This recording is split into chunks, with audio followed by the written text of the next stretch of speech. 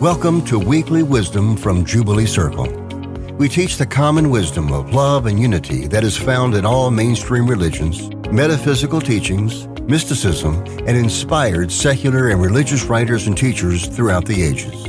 Our goal is to help you connect with your higher divine self and transform from the inside out so you can become a force for love and transformation in the world. Each week we bring you wisdom from our founding spiritual director, Reverend Candace Shalhoub, and other guest speakers. We hope you enjoy this week's Words of Wisdom. In one of my favorite scenes from Xena Warrior Princess, I know, I'm dating myself, back in the 90s, Xena is counseling her gentle and often naive sidekick Gabrielle about the art of defending yourself. Throughout the first few episodes, Xena tries her best to protect Gabrielle from having to learn how to fight and how to defend herself. And eventually, Gabrielle becomes quite proficient with a staff, but she only ever uses it in defense if she is attacked. She's never using it to go out and attack other people. So in this scene, Gabrielle tells Xena she doesn't want to learn how to kill. She just wants to learn how to survive. And so then Xena spells out the rules for survival. So these are Xena's rules to survive. Number 1, if you can run, run. Number 2, if you can't run, surrender, then run.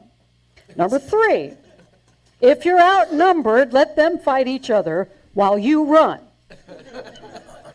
Number 4, and Gabrielle interrupts and says, wait, more running?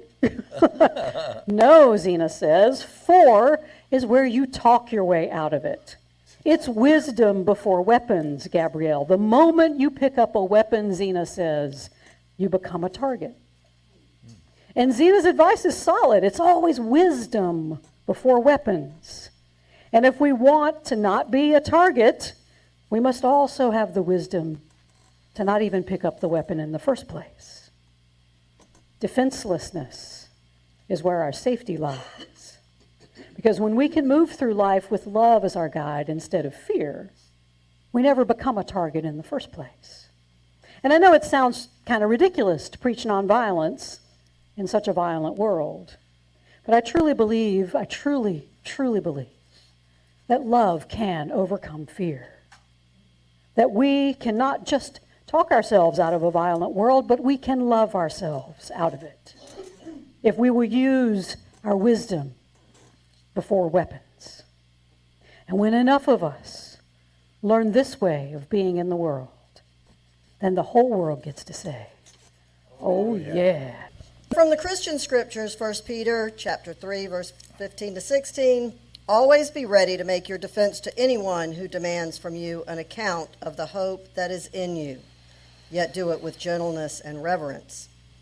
From A Course in Miracles, lesson 170. Today we learn a lesson which can save you more delay and needless misery than you can possibly imagine. It is this: you make what you defend against, and by your own defense against it, is it real and inescapable. Lay down your arms, and only then do you perceive it false. It seems to be the enemy without that you attack, yet your defense sets up an enemy within, an alien thought at war with you, depriving you of peace, splitting your mind into two camps which seem wholly irreconcilable. For love now has an enemy, an opposite, and fear, the alien, now needs your defense against the threat of what you really are. And from Buddhist nun and teacher Pema Chodron, settling the score in the Buddhist sense is letting the buck stop here, because the pain you are feeling allows you to pay back some karmic debt. For what? You don't know, and it doesn't really matter. All you need to know is that the future is wide open and you are about to create it by what you do. You are either going to create more debt or get out of debt. You could start to pay off the cosmic credit card. Once upon a time, which seems like many lifetimes ago, I was a professional arguer. I say professional because I went to seminary and got a degree in arguing. Well, in the Christian world, it's called apologetics. And my master's degree in religious studies trained me to be what is called an apologist. That is someone who, according to the dictionary, speaks or writes in defense of someone or something that is typically controversial, unpopular, or subject to criticism. There is a long history of apologetics within Christianity in which defenders of the faith would take on critics of doctrines and dogmas. I was an apologist for people like myself, the lesbian, gay, bisexual, or transgender community, who were trying to reconcile their sexuality and their gender identity with their Christian belief or spirituality. I got really, really good at defending the particular position that you could be LGBTQ and still be a Christian. I founded an internet magazine back in 1996 when the internet was run by a hamster on a wheel. And you could get from one end to the other in like a day. You know, it would be like, sorry, you've reached the end of the internet. But the magazine was called Whosoever because John 3:16 says, whosoever believes, there's no ifs, ands, or buts after that. And in the magazine, it was bi-monthly, and it offered regular apologetics. I developed an entire workshop on how to spiritually defend yourself, which blossomed into a full-blown book. It's back there on the shelf, called Bulletproof Faith. That was published 15 years ago this year. September will be the 15th anniversary of that book. I'm working on an audio book. Yes. I was not in any way, shape, or form an amateur apologist. I got professional about this. I spent a lot of time on Yahoo message boards back in the day. I would argue relentlessly with the people who challenged the notion that one could square their so-called deviant sexuality with the so-called purity of Christianity. I prided myself on making those arguments and defending my position and giving as good as I got, and I really reveled in those gotcha moments, you know, when the accusers or the attackers had nothing left to say because I had torn down their argument just brick by brick by brick by brick. There was nothing left. And I can't tell you how good it felt to defend the faith in those moments, to know that I was right and they were wrong. Wrong. Did I say wrong? Wrong. Honestly, though, when I look back on those years, I realize it was exhausting. I mean, I was constantly in a defensive position. You know, I'm walking around ready for a fight, you know, just... Angry lesbian? Right, angry lesbian. Angry dyke coming through. Say one thing. Come on, I dare you. I swear that's how I was. Yeah, I'm ready. Just a whiff of disagreement. I got the argument. For all the adrenaline rush of defending my position and feeling right about it, there was really very little joy in it. You know, there was a part of me that felt like I was doing a service to those who witnessed me defending the faith against the critics and the attackers. You know, and maybe the audience did learn a little bit from those exchanges, but being constantly vigilant for any sign of an impending attack, that takes a lot of energy without a lot of payoff. I mean, I wasn't actually changing the minds of the people I was arguing with. In fact, I was just solidifying their feelings of them being right, of me being wrong. I was just making us all feel more separated, creating harder walls between us and them. Here's the kicker, though, and the reason I quit my career as an apologist. Because I was constantly arguing for one simple reason: my own homophobia. Think about it. If you don't argue about the things that are already settled in your heart and mind. I don't argue with people who believe the earth is flat. Where's the argument? Okay, whatever. I don't argue with conspiracy theorists. Okay.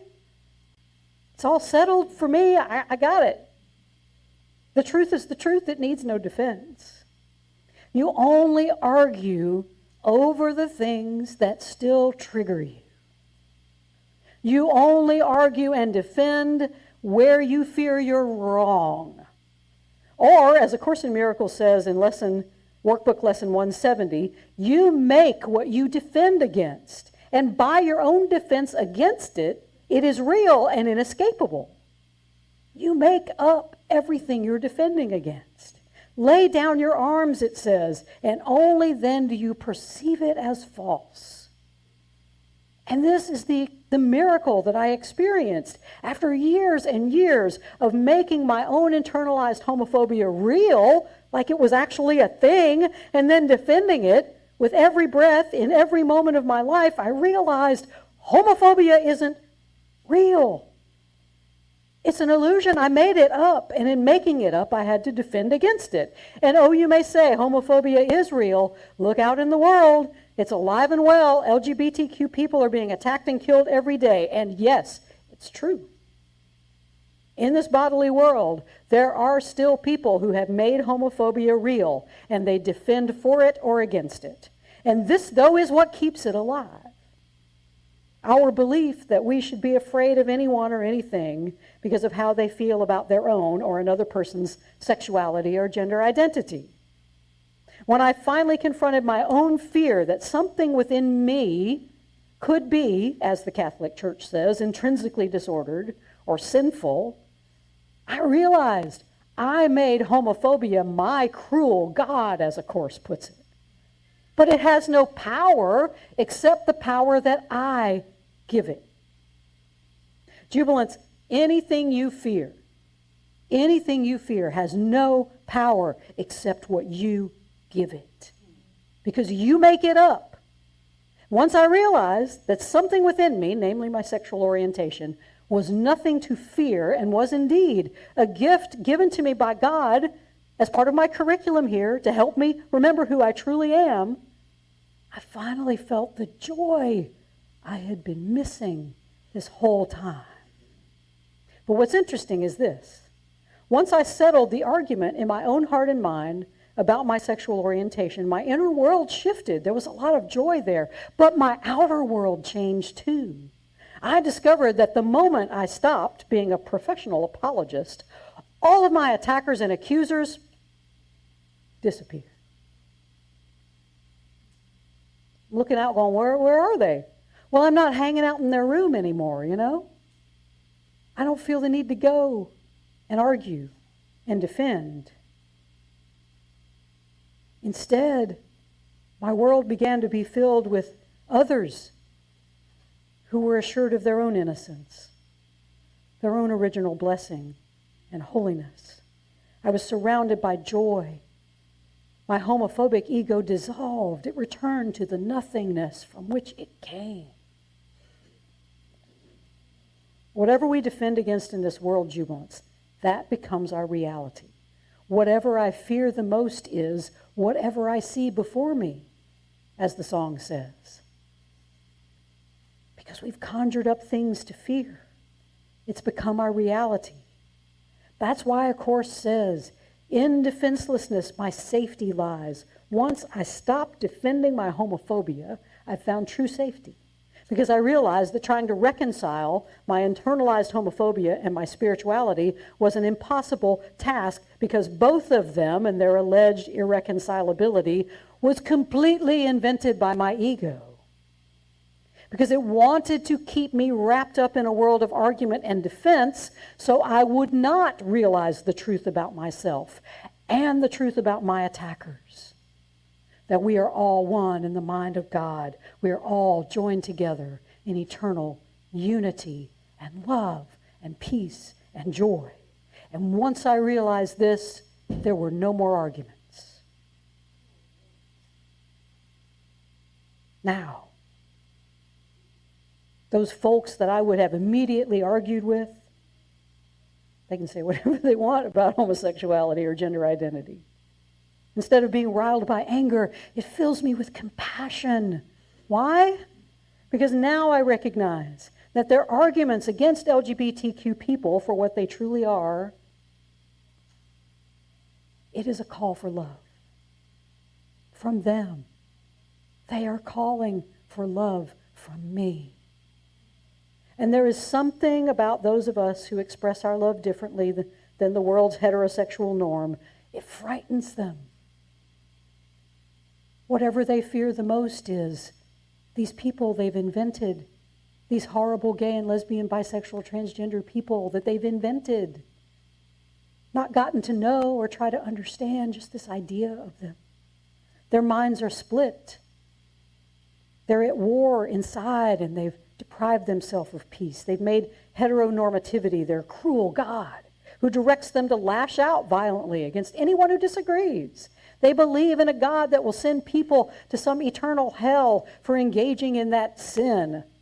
The God they have made, though, is just as powerless as my homophobic God. But until they can experience the light of God's love shining away that darkness, they remain in that fear.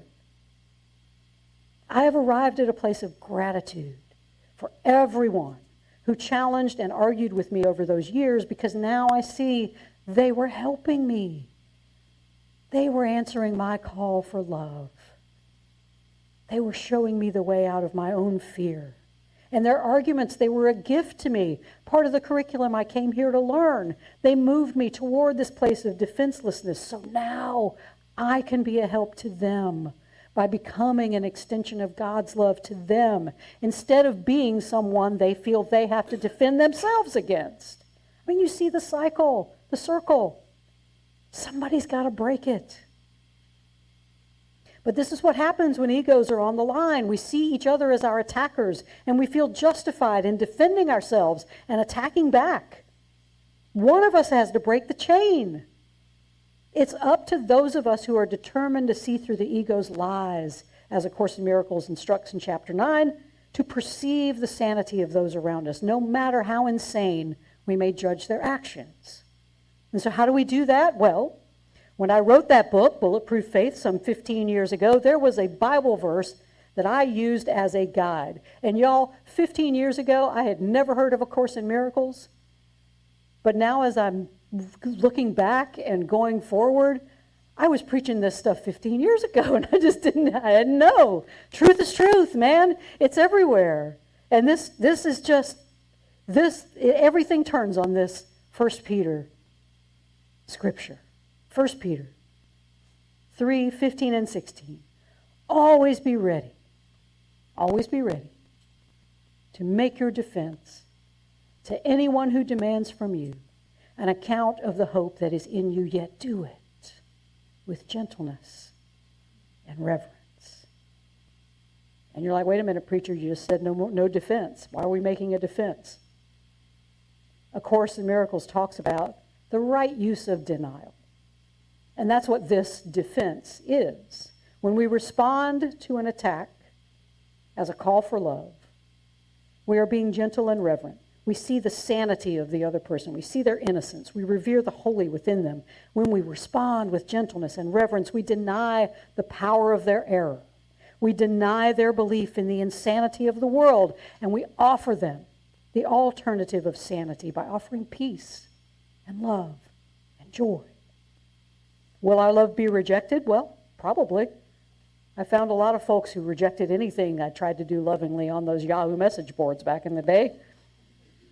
But what will happen if we don't offer love when we hear a call for it? Just more division, more hatred, more insanity. Look at Facebook if you want an example. Dear God. Twitter. This idea of defenselessness, though, it's very close to the ancient Hindu and Buddhist teaching known as ahimsa. It's often translated as nonviolence, but its more literal translation from the Sanskrit simply means an absence of injury. And this is the heart of dropping our defense. We no longer wish to inflict harm, not just on one another, but on ourselves as well. And since there's only one of us here anyway, we're all one in the mind of God, anything that harms others really does harm us too. We're just inflicting that pain on ourselves. So what happens when we step into defenselessness, according to our reading from A Course today, is that we save more delay and needless misery than we could possibly imagine. That's because even though we may feel attacked in this world, if we respond with love, we are the ones who break that karmic chain of attack and suffering and counterattack. And that saves time because we have decided not to travel once again through that familiar territory of grievance and attack. We know where the road goes. We've been there a million times. But when we become defenseless, when we let the buck of suffering stop with us, We save time. And we pay down our own karmic debt. What debt do you owe? I don't know. And Buddhist nun Pema Chodron says it doesn't even matter. All you need to know, she writes, is that the future is wide open and you are about to create it by what you do. You are either going to create more debt or you're going to get out of debt. So she says you could start to pay off the cosmic credit card. So where are you right now, jubilants? Do you feel under attack? Do you feel like you've got to defend yourself against something in this world that's causing you to feel fearful or to be in psychic or spiritual or physical pain? Because this is your moment of choice. You can continue to create more debt by defending yourself or attacking someone else, or you can start to pay down that cosmic credit card. And we do that by what a Course calls accepting the atonement for yourself. And nobody seems to know what that means, but I'm going to spell it out for you today. We have so many defenses that we try to use in the world, but they're always defenses that we can use to attack someone else. Most martial arts, punches and kicks, right? The atonement, according to a Course, is the only form of defense that cannot be used to attack. It is the only way we can defend against the idea, the tiny mad idea, that we are separate from God and one another. In my book, again, I didn't know I was teaching the Course 15 years ago, but this is it. This is the atonement. Accepting the atonement for yourself is like Aikido, the martial art of Aikido. Because what makes Aikido unique in the martial art community is that it only consists of defensive moves. You cannot attack anyone with Aikido. The idea of Aikido is to not be there when the attacker arrives. And you use their momentum. It's a bunch of hand movements, and when someone comes, you just move them out of the way, and you stay centered. Someone comes at you, and you move them out of the way. Someone comes at you, and you move them out of the way. And you stay in one spot. That's the atonement.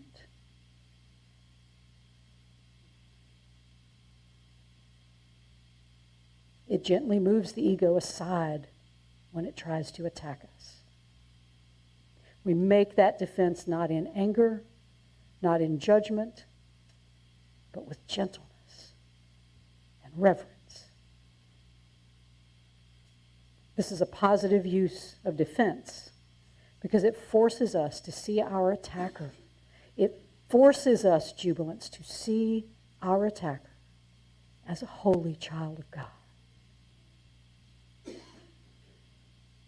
Someone who is of inestimable worth. It also turns the tables on what we see as worth defending. That passage from 1 Peter, it tells us to be ready to defend the hope that is within us. That Greek word for hope. Here's your Greek lesson for the day. It is pronounced elpis. Let's say it. Elpis. E-L-P-I-S. That is the Greek word for hope. Elpis. And it means the expectation of the good. Note that we are not defending our grievances. We are not defending our penchant for wanting to be right. We are not defending anything the ego tells us are important. We're not even defending our bodies. We're only making a positive defense for our expectation of the good, which is the knowledge that we're all one, that we're all innocent, that we're all holy children of God. And this, jubilance, is our ultimate hope. This is the ultimate hope within us. This is what we defend by right use of denial. We deny the insanity we perceive, and we see the truth all around us. That we are already whole. We are already innocent. We are already beloved. And when we can see this, then we can begin to live into our purpose of being that extension of love in the world, being the light of the world. All that we experience within us is compassion and love for those we are called to love. We hear that call for love everywhere once we put down our own defenses. And this jubilance is how we end the suffering of the world. This is how we pay down our cosmic karmic debt. I invite you this week to consider what it is you are defending. Are you defending your self-esteem? Are you defending your pride? Are you defending some egoic identity that you just made up in the first place?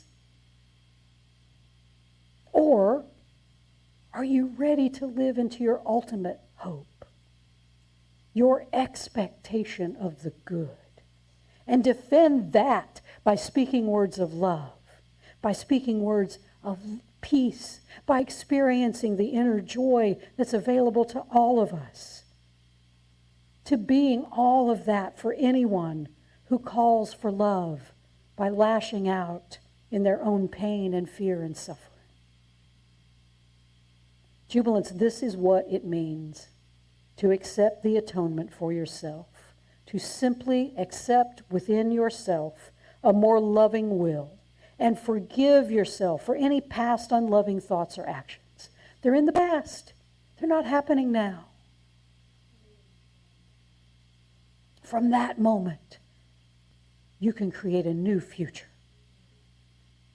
one that is full of love, one that is waiting for you to be the extension of God's love in the world.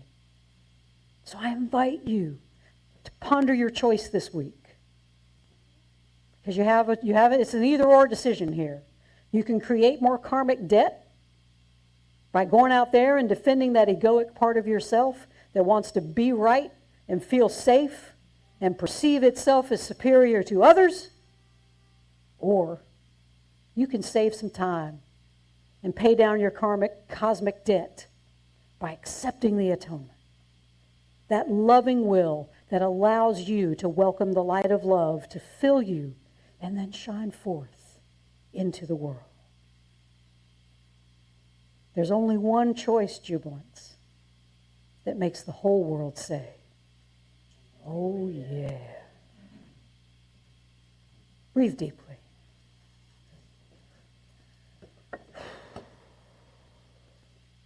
I want to tell you what the most powerful moment was when I realized, and I only recently realized this. I mean, this has only been within the past few years that all of this has kind of fallen into place in my head. In a course, it warns us to not try to reconcile illusion and illusion. You can't reconcile two illusions because there's two things that really don't exist. And I read a piece by Catholic writer Richard Rohr, who I swear to God teaches the course. I mean, everything that man writes, I'm like, I see the course in there. But he was talking about our true self and our false self. And one of the things he had said was one of the aspects of our false self is actually our sexual orientation and our gender. I mean, this is all made up anyway, right? And that threw me for a loop. I'm like, I have spent my entire life defending, being a lesbian and it's okay and blah, blah, blah, blah, blah. And I'm like, and it ain't even real. And it ain't even what, I mean, it's just a thing we made up in this world, right? But at the same time, it's part of my curriculum. What is it? Why is it in my dream? What is it for in my life? And it's not for me to go out and put my dukes up. It's for me to walk out into the world and be that love and be that as lovingly as I can. And so my homophobia is, of course, induced by the society and what society says about gay and lesbian, bisexual, transgender people. And so that homophobia was there. But they're both an illusion. And so I spent all this time, wrote a whole book, trying to reconcile an illusion with an illusion. My illusion, which is my sexual orientation, with my spirituality, which is also an illusion. It ain't real either. Because I'm trying to reconcile it with a religion that we made up here on this plane. It's all an illusion. The Course is an illusion. The Course itself says, forget everything. Forget this book. Forget this course. It's not even real. But we have to have something in this world that we can relate to so we can wake up And that's what all religions seek to do. Some of them go off the rails pretty spectacularly, but they all try to start from that place. What are the tools that this religion can give you to help you wake up? And so the Course itself, it's an illusion. Christianity is an illusion. Islam, I mean, it's all an illusion. Right. There's no empirical evidence that we're even here. I mean, really, the scientists will tell you we're living in a hologram. Ain't none of it real. And so here I am trying to reconcile two illusions? No. Life is but a dream. Life is but a dream, absolutely. And so what I had to do was bring those illusions to the light of truth. And the truth is, I am a holy, beautiful, innocent child of God, and so are you. Every single one of you, because we are all the same. We are all one, having different and disparate experiences because we all have different and disparate curriculums that we have to learn. What you're learning in your life is there to help you wake up, to awaken to who you truly are. That's the point of it all. Is to be woke in the best possible sense. Maybe some people are too afraid to see who they truly are. And that is true, Camille. People are afraid to see who they truly are because we're afraid of God, because we're afraid that God will ask us to sacrifice something that we think we cannot do without. And God will never do that. Because as soon as our will, as we accept the atonement, that loving will, as soon as we do that, what we want turns upside down. It was Martin Luther that said, love God and do as you please, and nobody hears the first part. Because when you love God, what pleases you will change.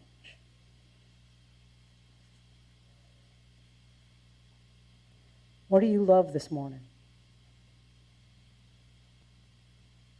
Do you love God? Because if you love God, what pleases you will just be love anyway. You'll want to just be love.